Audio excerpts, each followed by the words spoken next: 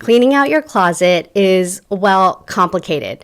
On the surface, it might look like a simple exercise of putting your clothes into two buckets, clothes you wear and the ones you don't. But it goes so much deeper than that. What if how you feel about your clothes is how you feel about your body? The two things go hand in hand for me.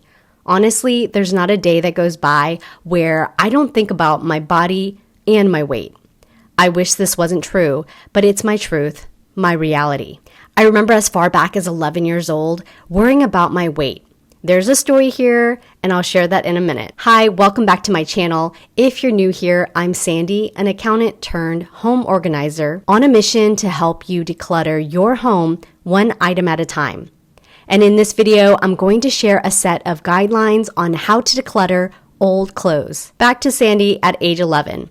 One day, my mom brought home a trash bag full of used clothes she got from her friend's high schooler. My sisters and I picked through the clothes looking for hidden gems that might work for us.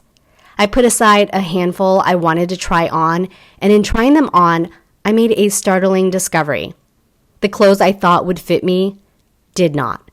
They were way too small or fit too snug to comfortably wear. In that moment, it struck me that my 11-year-old body was bigger than someone several years older in a high school body, and I immediately felt comparison and shame. The thoughts swirling around in my brain were, what's wrong with my body? Why was I so big? How could an elementary body take up more space than one belonging to a high schooler? And this is just one example of the many thoughts I've had concerning my body that takes up space in my brain. Plus, there are all the external messages I grew up with from the 90s and the 2000s. Safe to say, I had a lot of unlearning to do when it comes to my body, the clothes that I wear and keep in my closet. So here are my simple rules for how to declutter old clothes. When you're faced with an overflowing closet full of clothes, dressers so stuffed, preventing you from closing them, here are two guidelines to help. Rule number 1, it must fit right now. Ask yourself, does it fit? There are two parts to this. First, does this item of clothing physically fit your body right now? In this moment, can you wear it? Is it a piece of clothing you can get over your head and not rip the seams? Can you get it up over your thighs and past your hips? Are you able to button the closure at your waist? And can it be zipped up all the way? These are the questions to ask yourself when you're thinking through rule number 1. If your answer is yes to these questions, then move on to rule number 2, which I'll share coming up. But if the answer is no, and the clothes don't fit, then the clothes aren't holding up on the utilitarian part of their job.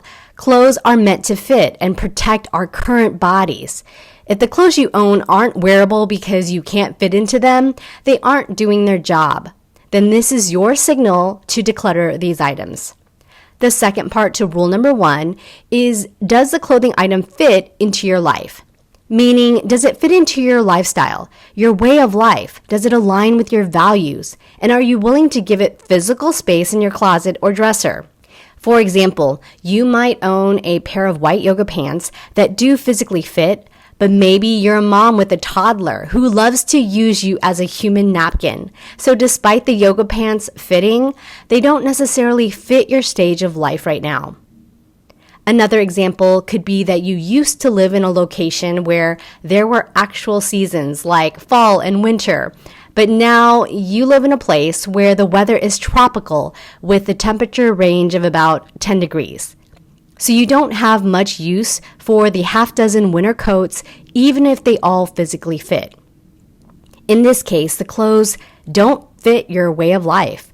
Or let's say you've been shopping at all the fast fashions for the better part of a decade or longer, and you have finally come to terms with the fact that these clothes do not hold up after a few washes or the fabrics fade and degrade with limited use, and you're over it.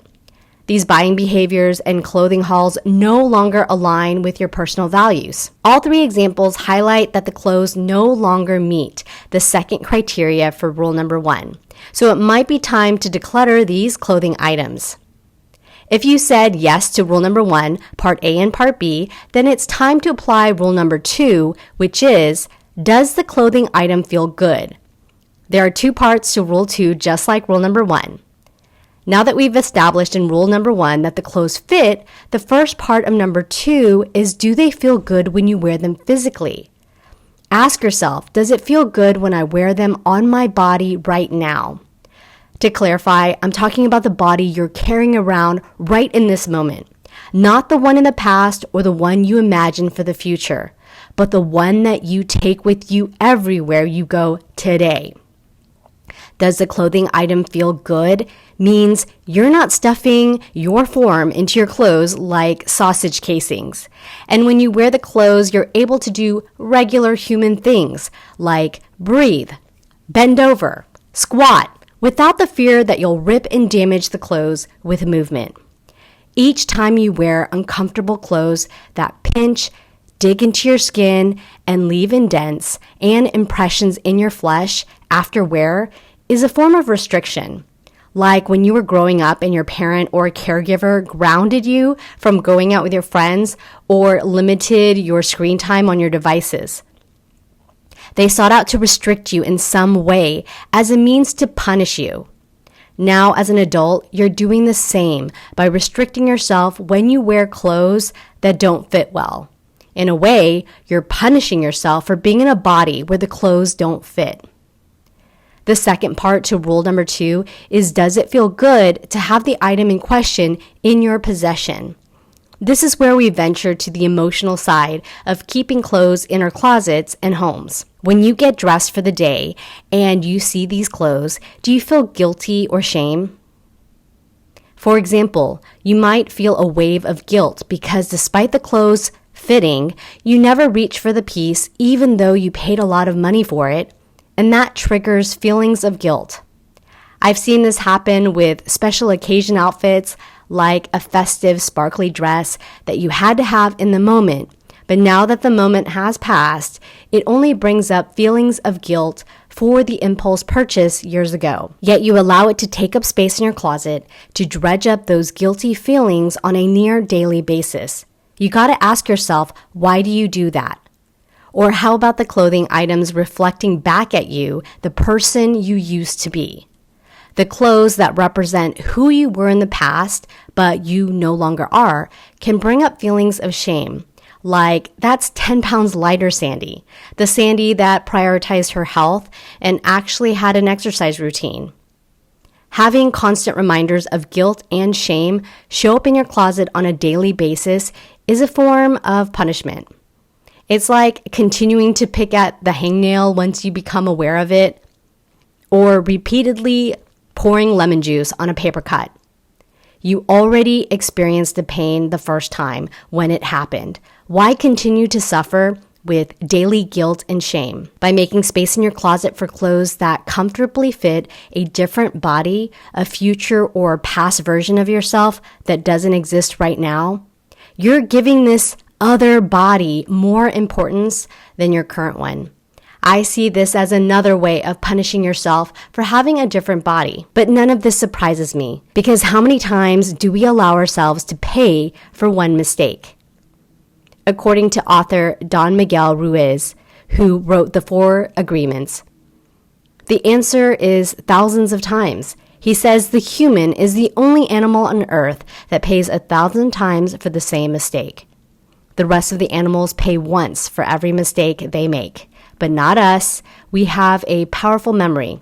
We make a mistake, we judge ourselves, we find ourselves guilty, and we punish ourselves. We just walked through 2 simple guidelines for decluttering your old clothes.